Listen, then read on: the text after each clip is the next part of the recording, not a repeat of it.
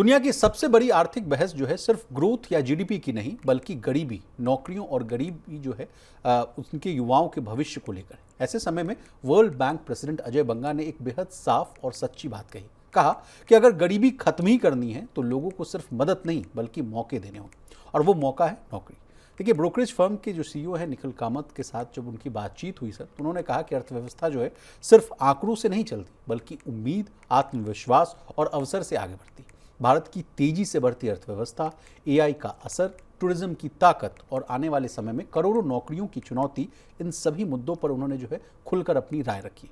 तो प्रवीण सर, आपसे समझना चाहेंगे कि बड़ा सवाल तो यही है सर कि क्या भारत इस मौके को पकड़ पाएगा या आने वाले सालों में जो है नौकरियों का संकट एक बड़ा जो है चैलेंज जो है भारत के सामने आता हुआ दिखेगा? नहीं, नौकरियों का संकट भारत के सामने एक बहुत महत्वपूर्ण संकट है, बहुत बड़ा संकट है। बार बार हम अपने लगातार मनी सेंटर में तमाम जो कार्यक्रम करते हैं, बार बार इस बात की तरफ इंगित करते हैं, चाहे एजुकेशन पॉलिसीज़ की बात हो या जॉब सेक्टर में एम्प्लॉयबिलिटी किस तरह से बच्चे जो युवा हैं उनकी एम्प्लॉयबिलिटी किस तरह से है उसकी बात हो।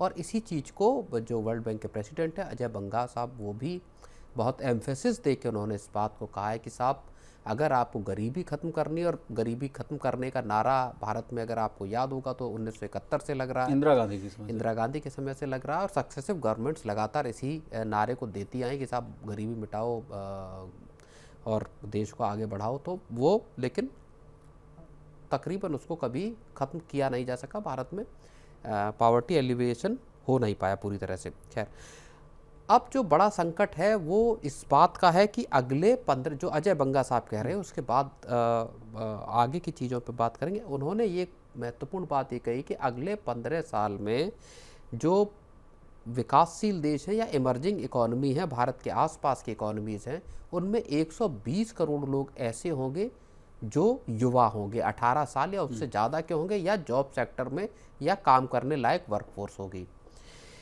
लेकिन जो दुनिया की अर्थव्यवस्थाएं हैं इस तरह की उभरती हुई, वो सिर्फ और सिर्फ 40 करोड़ नौकरियां ही दे पाने की हैसियत में होंगी। मैंने 80 करोड़ का गैप है। इसका मतलब ये है कि 80 करोड़ युवा ऐसे होंगे जिनके पास नौकरियां नहीं होंगी, और जब नौकरियां नहीं होंगी और इतनी बड़ी तादाद में युवा जब खाली होंगे, बेकार होंगे, तो फिर इन देशों में अनार्की, हिंसा, अव्यवस्था, इस तरह की चीज़ें पैदा होंगी। सर, कुछ दिन पहले ही हम लोगों ने मनी सेंट्रल में ही इस बात को समझने की कोशिश की थी सर कि जितना ज़्यादा आप पढ़े लिखे हैं, जितना ज़्यादा आपके पास डिग्री है, उतना ही आप बेरोजगार हैं। जो लोग कम पढ़ा लिखा है उसके बेरोजगारी की दर 3% है, जो ज़्यादा पढ़ा लिखा है उसकी बेरोजगारी का दर 40% है।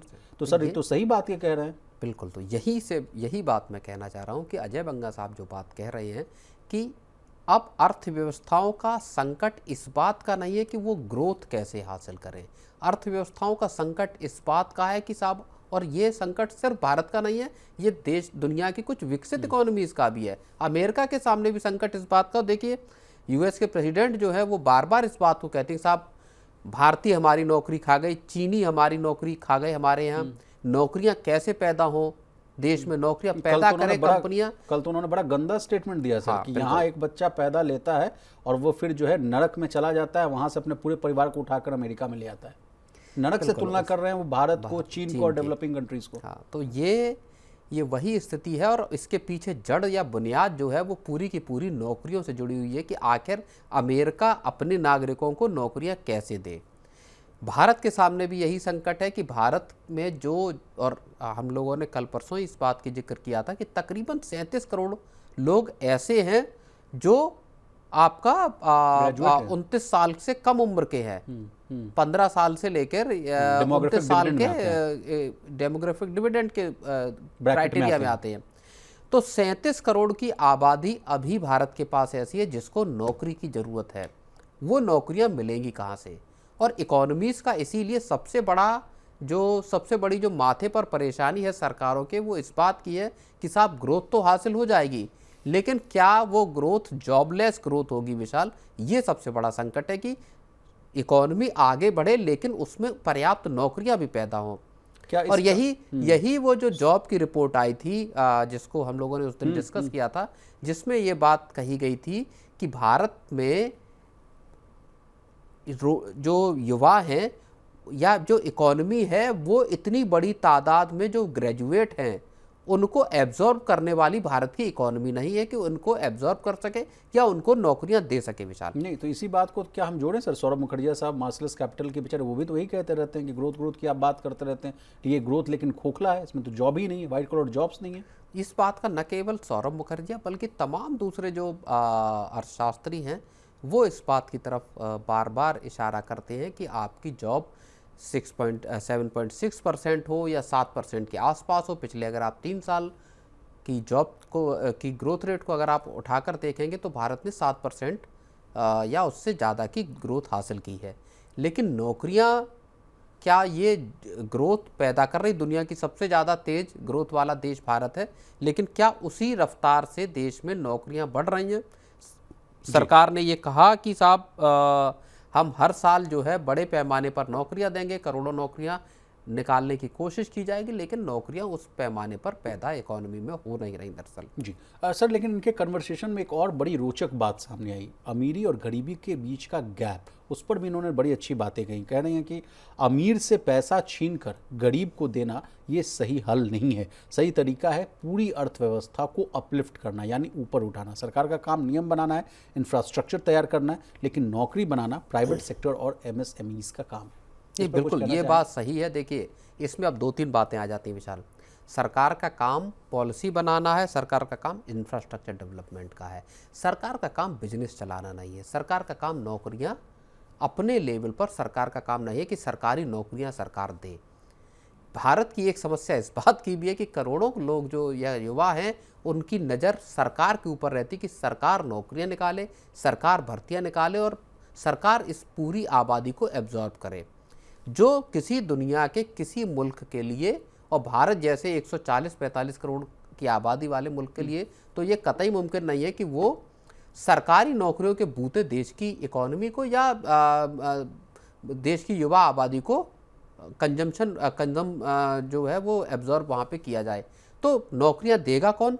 नौकरियाँ देगा प्राइवेट सेक्टर, ख़ास तौर पर मिड जो एंटरप्राइजेज़ हैं या उससे ऊपर के एंटरप्राइजेज़ हैं, वहाँ पे दरअसल बड़े पैमाने पर नौकरियाँ जनरेट होंगी, लेकिन उनके लिए स्किल्ड वर्कफोर्स की ज़रूरत होगी। और दूसरी बात जो उन्होंने कही कि साहब अमीरों का पैसा छीन कर आप गरीबों में नहीं बांट सकते।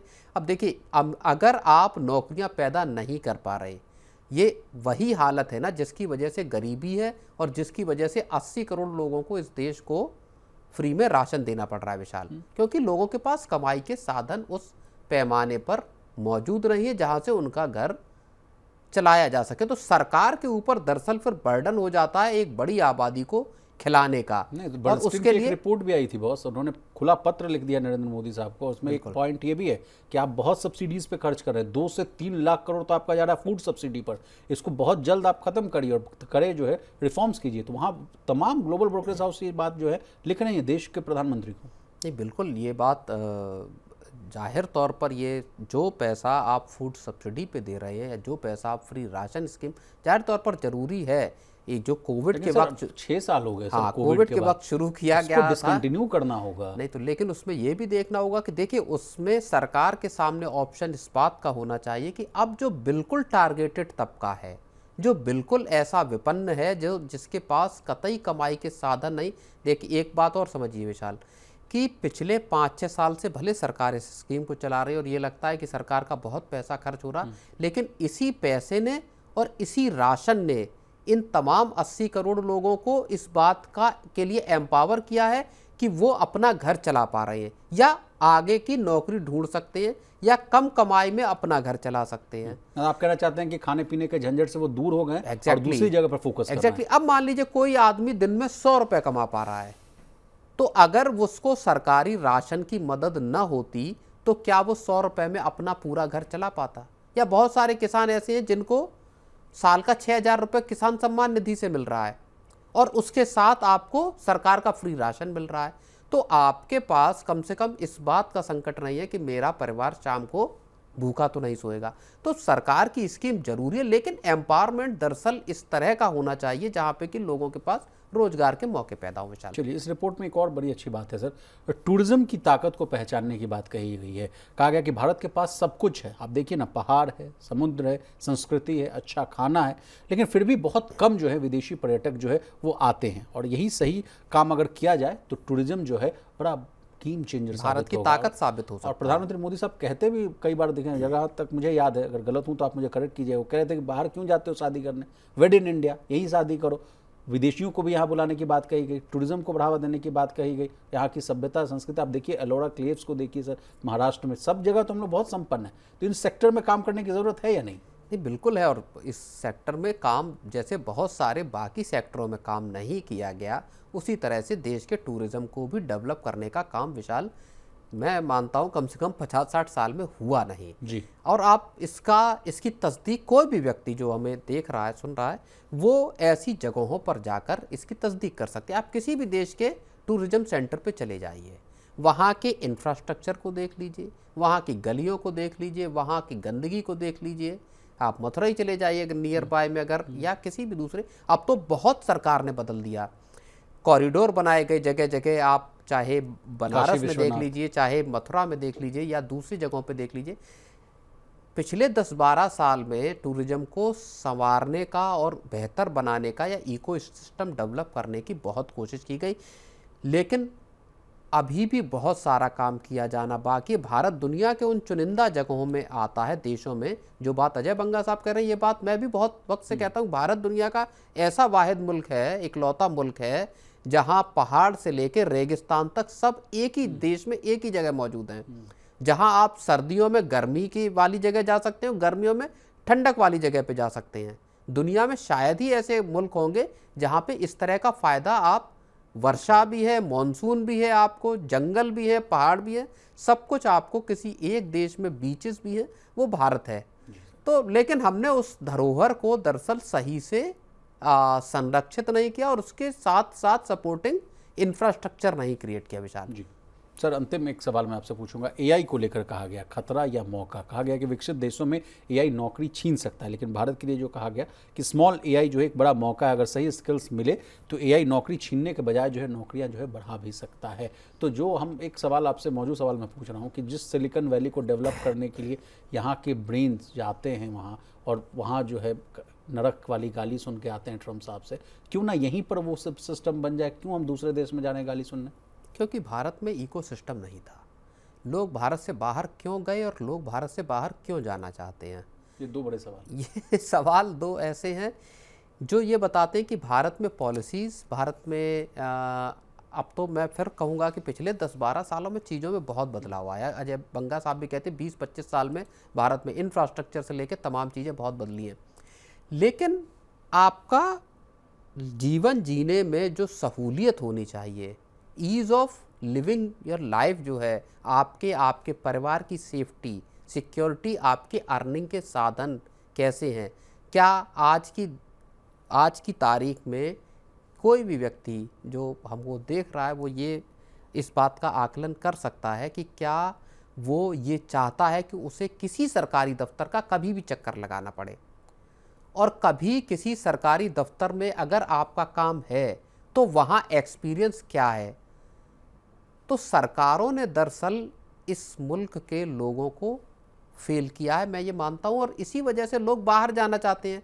तमाम लोग कहते हैं कि एक बार कम से कम आप विदेश जाइए, वहाँ देखिए अर्निंग के मौके कैसे, जीवन स्तर कैसा है। तो ये बात भी, चूँकि ये बहस भी बहुत ही विशाल लंबी है, इसमें लंबी चर्चा हो सकती है।